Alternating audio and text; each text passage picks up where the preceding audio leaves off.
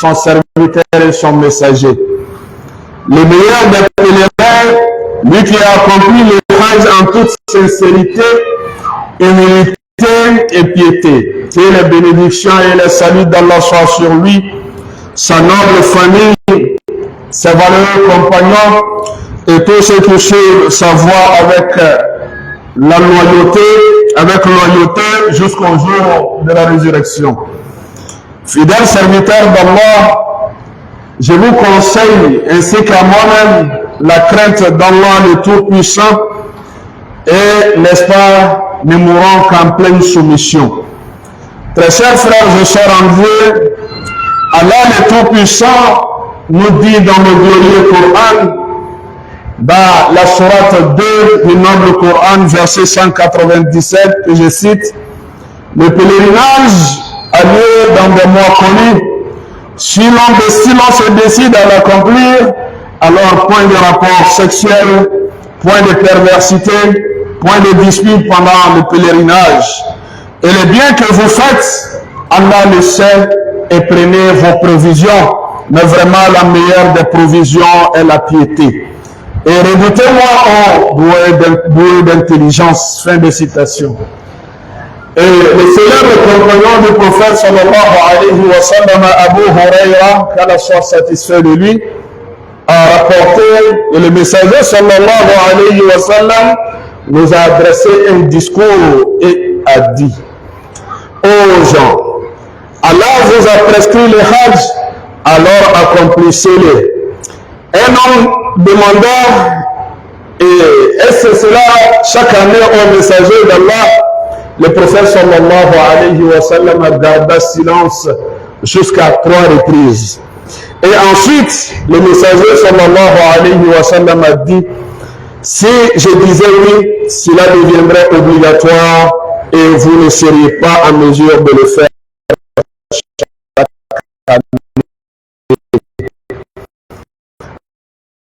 Rapporté par Ahmad, Muslim et après le jeûne du mois béni de Ramadan vient le mois de Hajj. Allah subhanahu wa ta'ala ne cesse de nous gratifier par des périodes vraiment, n'est-ce pas, bénéfiques. Parce que juste après la fête de Ramadan, nous avons au moins 70 jours, n'est-ce pas, pour effectuer le Hajj. Donc le Hajj a lieu dans des mois bien déterminés, c'est-à-dire qui débute juste après la fête de Ramadan jusqu'à, n'est-ce pas, après le rite du Hajj. Et le Hajj, c'est un voyage sacré à la maison d'Allah le Tout-Puissant, le lieu d'appel d'Abraham et de son fils Ismaïl alayhi salam, et la direction également de nos prières.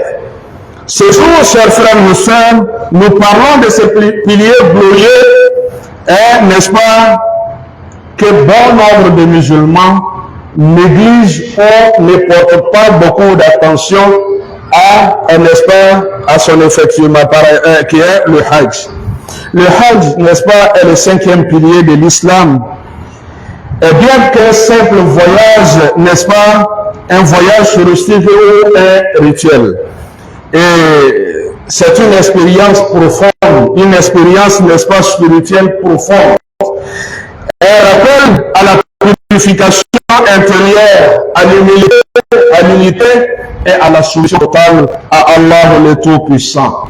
Dans un monde marqué de la dispersion des cœurs et l'attachement excessif à la vie mondaine, le Hajj nous rappelle l'essentiel, notre origine, notre destinée et notre, n'est-ce pas, lien indéfectible avec notre Créateur, Allah le Tout-Puissant. Aborder ces thèmes, chers frères et sœurs, dans le cadre de ce sermon est une nécessité.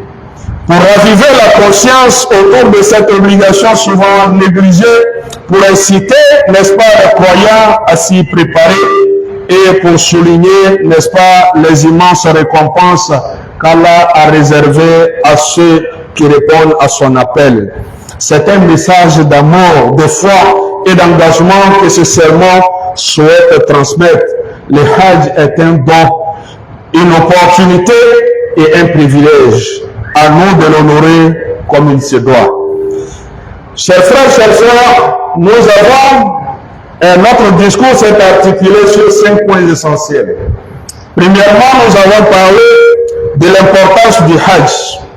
Le Hajj est une adoration unique, à la fois physique, financière, spirituelle et collective.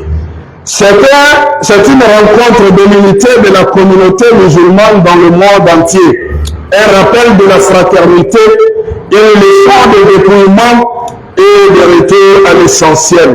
Lors du Hajj, l'homme quitte son confort pour, n'est-ce pas, revêtir des simples étoffes et c'est, n'est-ce pas, se tenant devant Allah égal à son frère, quelle que soit sa race, quel que soit son statut ou sa nationalité.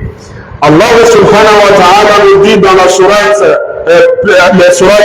Hajj, verset 27, et cite, et faites une annonce aux gens pour le pèlerinage, ils viendront à toi à pied et aussi, n'est-ce pas, sur toute monture, venant de tout chemin éloigné. Fin de citation.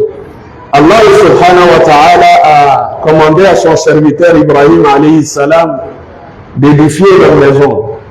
Après l'avoir édifié la maison, il lui a donné l'ordre de transmettre le message, l'appel qu'il doit lancer à l'humanité, et n'est-ce pas, de venir visiter la maison qu'il a édifiée, qui est la maison par excellence pour notre Seigneur Allah le Tout-Puissant.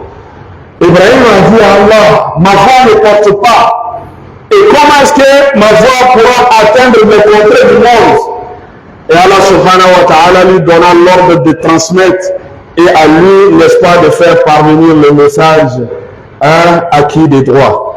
Et Abraham se tenait sur la colline ce jour-là et a dit, ô serviteur d'Allah, votre Seigneur s'est doté d'une maison, alors venez visiter la maison de votre Seigneur.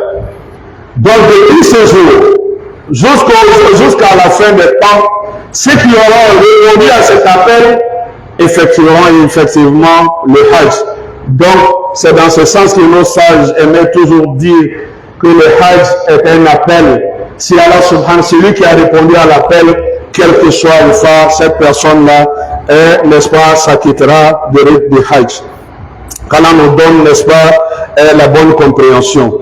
La Kaaba, chers frères et sœurs, autour de laquelle nous faisons la circumambulation de l'étoile, est le cœur battant, n'est-ce pas, de notre religion musulmane. N'importe quel musulman, dans n'importe où dans le monde, lorsqu'il veut prier, et, n'est-ce pas, il s'oriente vers la Kaaba, qui est, n'est-ce pas, le cœur, n'est-ce pas, de cette religion. Et il s'oriente, n'est-ce pas, avec un cœur sincère, comme bon nombre de musulmans. C'est là, n'est-ce pas, que les larmes coulent, que les fautes sont effacées et que les âmes sont lavées. Deuxième point, l'obligation du Hajj. Le Hajj est un pilier fondamental de l'islam. Au dit le prophète sallallahu alayhi wa sallam, qui a dit que l'islam est bâti sur 5 piliers essentiels. Donc le 5e est le pèlerinage à la maison sacrée pour celui qui a les moyens. Donc, pour tout musulman, le Hajj est un pilier de l'islam. Le musulman qui refuse d'admettre cela comme pilier de l'islam est un non-musulman, mais il ne lui est pas permis d'arrêter de prier. Lorsqu'il refuse de reconnaître le pèlerinage comme un pilier de l'islam, il est non-musulman, mais il doit continuer à prier. Et celui qui rejette cela et qui reconnaît que c'est un pilier de l'islam, mais il rejette cela par, n'est-ce pas, c'est pas des contraintes ou bien parce que lui-même il n'aime pas cela ou bien son cœur. Pour lui, c'est une politique de financement ou bien d'économie en Arabie. Pour lui, si c'est cela, et puis il reconnaît que c'est un pilier, mais bon, ça lui porte peu. Donc ce musulman est un musulman pécheur. Et Allah subhanahu wa ta'ala nous dit dans la sourate 3, verset 97, je cite, et c'est un devoir envers Allah pour les gens qui ont les moyens d'aller faire le pèlerinage de la maison. Et quiconque le croit pas. Allah se passe largement des mondes. Et c'est un devoir pour tous les musulmans, n'est-ce pas, qui ont les moyens. Celui qui a la capacité, mais regarde le Hajj sans esquisse, s'expose à un grand péché. Certains savants disent, n'est-ce pas, qu'un tel retard peut entraîner la mécréance, l'hypocrisie du cœur, car le témoin d'un manque, n'est-ce pas, et cela témoigne d'un manque d'amour, n'est-ce pas, envers les prescriptions d'Allah le Tout-Puissant. Donc, chers frères et sœurs, le Hajj occupe une place, n'est-ce pas, centrale dans la pratique de l'islam. Et une obligation divine pour ceux qui ont les moyens, n'est-ce pas, et il incarne également la solution, la piété et la fraternité des musulmans à travers le monde. En accomplissant cette adoration, les croyants renforcent leur foi, leur dévotion et leur attachement à Allah le Tout-Puissant, suivant ainsi les enseignements de l'islam. Troisième point, les mérites du Hajj. Parmi des innombrables mérites, nous avons le Hajj bien accompli n'a d'autres récompenses que le paradis. Comme le messager a dit, sallallahu alayhi wa sallam, Al-Hajj Mabrour, c'est-à-dire le Hajj Mabrour, Hajj est, n'est-ce pas, pieusement accompli, n'a de mérite que le paradis. Donc ça c'est premièrement. Deuxièmement, le Hajj efface les péchés. Le messager a dit, sallallahu alayhi wa sallam, quiconque effectue le Hajj sans tenir des propos obscènes ni de perversité, retournera et purifié de ses péchés comme le jour de sa naissance. Donc le Hajj contribue à, n'est-ce pas, effacer les péchés. Le Hajj également fait partie, n'est-ce pas, des plus nobles des djihad pour la femme. Donc le Hajj, on a besoin de, comme on appelle, de financement, le physique, la spiritualité également. Donc le Hajj rassemble tout cela. Et les femmes, Aïcha, notre mère, la mère des croyants, a demandé au messager, elle a dit, je cite, et nous voyons que parmi les actes les plus méritoires, il y a le djihad, c'est-à-dire l'effort dans le sentier d'Allah. Et le messager de dire non, pour les femmes, le Hajj est copieusement, n'est-ce pas, le Hajj effectué, n'est-ce pas, selon les rites Hajj Mabrour, ça c'est déjà meilleur djihad pour les femmes, pour montrer que le djihad, n'est-ce pas, c'est l'effort dans le sentier d'Allah, et le Hajj équivaut au djihad. Le Hajj également attire la subsistance et éloigne la pauvreté. Le prophète sallallahu alayhi wa sallam a dit, il nous a incité, il dit pour celui qui veut, n'est-ce pas, lutter contre la pauvreté, éloigner la pauvreté, qu'il effectue le Hajj et, n'est-ce pas, la Umrah. Il dit cela éloigne la pauvreté comme le feu, n'est-ce pas, éloigne la ride, n'est-ce pas, de fer. Également le Hajj, ça procure la lumière lorsqu'on va au pèlerinage, on répond également à l'appel d'Allah. Et le messager nous a dit, sallallahu alayhi wa sallam, il dit les pèlerins sont, n'est-ce pas, les membres des délégations d'Allah le Tout-Puissant. Et donc si Allah avait un endroit sur cette terre où il y séjournait, ben subhanallah, donc ça sera bel et bien la Kaaba. Raison pour laquelle ceux qui ont eu à effectuer le Hajj, lorsqu'ils vont au pèlerinage, avant de commencer à faire le tour de la Kaaba, on fait un signe de salutation à Allah, Bismillah, Allahu Akbar. Une manière de dire à Dieu, nous te saluons, nous sommes dans ta maison et nous allons, n'est-ce pas, commencer le rite du Hajj. Quatrième élément, les conditions du Hajj. On ne s'élève pas comme ça pour aller au Hajj. Imam a fait le sermon sur le Hajj. Ah, le Hajj, vraiment, moi-même je vais aller au Hajj. J'ai les moyens, ce n'est pas comme ça. C'est conditionné. La première condition, c'est l'islamité. Il faut être musulman. Musulman au sens propre. Parce que nous avons des musulmans polythéistes. Nous sommes musulmans, mais nous adorons des fétiches. Nous sommes musulmans, nous sommes des associateurs. Donc il faut régler cela avant de, n'est-ce pas, penser au Hajj. Donc il faut être musulman. Deuxième condition, il faut être, n'est-ce pas, enfin, il faut avoir toutes ces facultés, n'est-ce pas, de les en place. C'est-à-dire l'adoration n'est pas due au fou ou bien à ceux qui sont, n'est-ce pas, mentalement touché. Troisième élément, c'est la puberté. Le hajj de l'enfant est valable, mais ne suffit pas pour l'obligation. Quatrième élément, c'est la liberté. L'obligation ne s'applique pas à l'esclave. On va dire que l'esclavage est aboli. Mais si nous avons nos frères qui sont empêchés par la prison ou bien un contrôle judiciaire, ces personnes-là ne sont pas du tout libres. Cinquième condition, c'est la capacité physique, financière, sécuritaire. Lorsqu'on est physiquement apte, on est financièrement apte, sécuritairement apte, donc on doit, cette condition est, n'est-ce pas, acquise. Et celui qui ne peut pas, n'est-ce pas, se rendre au hajj n'en est pas redevable. Celui qui n'est pas dans ces conditions n'est pas redevable. Donc pour l'enfant et pour la femme, il y a une condition qui s'ajoute, qui est la sixième condition. Elles doivent obligatoirement voyager avec un mahram. Celui qui ne peut pas la marier, son père, son frère, ainsi de suite. Mais aujourd'hui, en Côte d'Ivoire, tout cela est réglé parce que les femmes vont en groupe. Alhamdulillah, cela prend déjà la condition de la femme. Donc nous devons, n'est-ce pas, prendre garde à certains erreurs. Premièrement, c'est de retarder le hajj malgré les moyens disponibles, comme nous avons l'habitude de constater chez nous en Côte d'Ivoire. Lorsqu'on a les moyens, on se dit qu'on doit construire d'abord. On doit, n'est-ce pas, vivre d'abord, faire sa jeunesse pour éviter de venir retomber dans les péchés après le hajj. Pourtant, nous n'avons pas de contrat signé avec Dieu concernant l'âge de notre vie, chers frères et sœurs. Deuxième élément, c'est de privilégier les vacances, les projets mondains. Vous allez voir des personnes qui sont nantis, qui peuvent effectuer le hajj, mais préfèrent passer leur congé, n'est-ce pas, en France ou bien dans les pays lointains, et minimisent ou négligent le hajj. Troisièmement, de dépenser dans le luxe, mais oublier l'au-delà. Et quatrième élément, c'est de négliger les parents ou les enfants en âge et en capacité, n'est-ce pas, de partir au hajj. Cinquième et dernier point, c'est l'empressement de l'accomplir.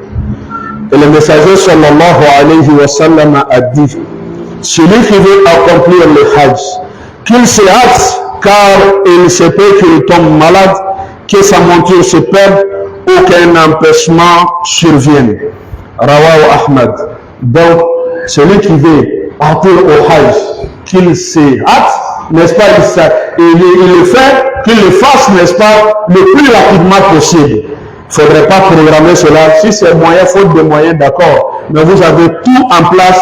Évitez de retarder pour ne pas que, n'est-ce pas, la santé vous fasse défaut ou bien les conditions, nos conditions aujourd'hui en Côte d'Ivoire.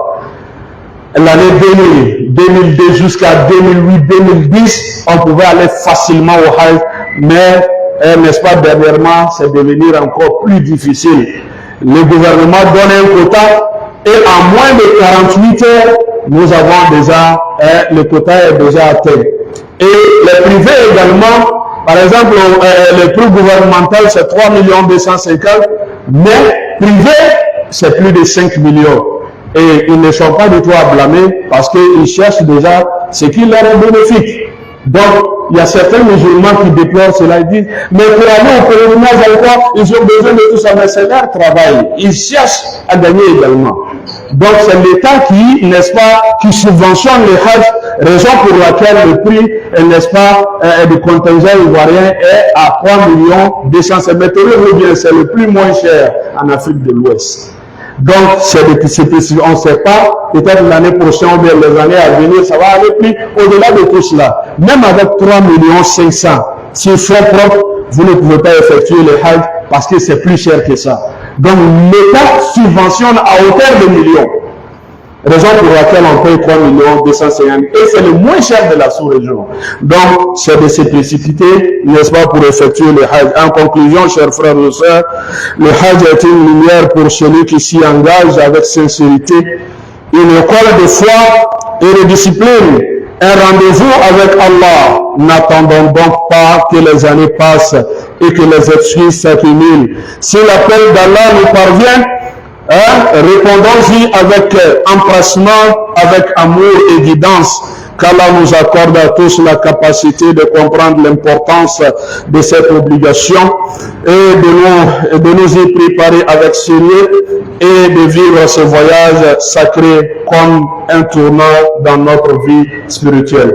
Qu'Allah nous accorde à tous une bonne compréhension et fasse de nous des musulmans pieux et sincères. Qu'Allah facilite les hajj à ceux qui n'ont pas eu l'occasion de l'effectuer et ceux-mêmes qui sont candidats, qu'Allah les accorde la force, n'est-ce pas, la force physique, mentale, spirituelle et financière pour effectuer, n'est-ce pas, cette obligation. Qu'Allah subhanahu wa ta'ala raffermisse notre foi et fasse de nous des musulmans pieux et sincères.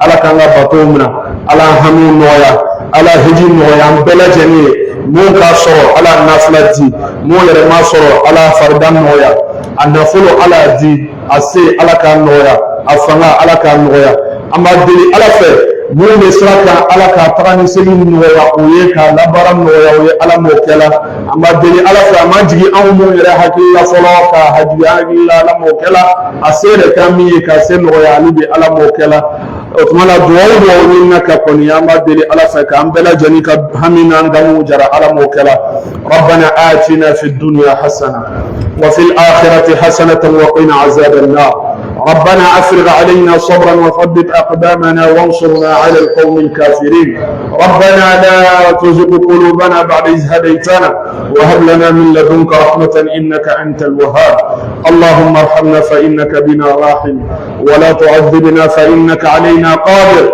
الطف بنا فيما جرت به المقادير فإنك على المقادير قدير إن الله وملائكته يصلون على النبي يا أيها الذين آمنوا صلوا عليه وسلموا تسليما صلى الله عليه وآله وصحبه وسلم تسليما كثيرا والحمد لله رب العالمين وقوموا إلى الصلاة